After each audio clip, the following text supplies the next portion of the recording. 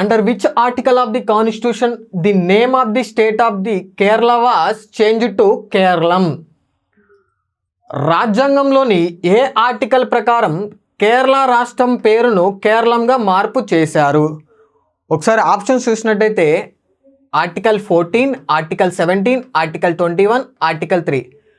ఈ యొక్క కేరళంగా మార్చడానికి ఏ ఆర్టికల్ ద్వారా ఈ యొక్క రాష్ట్రం పేరును కేరళ నుంచి కేరళంగా మార్చారు అని అడుగుతున్నారు. అయితే ఈ యొక్క కేరళంగా మార్చడానికి యూజ్ చేసినటువంటి ఆర్టికల్ ఏంటి అంటే ఆర్టికల్ 3 అనేది ఈ యొక్క రాష్ట్రం పేరును మార్చడానికి యూజ్ చేసినటువంటి ఆర్టికల్.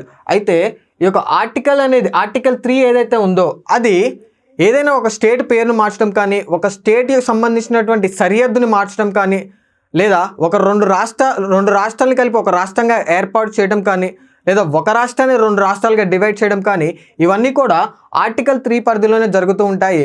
మరియు ఏదైతే ఆంధ్రప్రదేశ్ మరియు తెలంగాణ రాష్ట్రాలు 2 కూడా 2014లో విడిపోయాయో ఈ యొక్క 2 విడిపోవడానికి ఉపయోగించినటువంటి ఆర్టికల్ కూడా ఆర్టికల్ 3.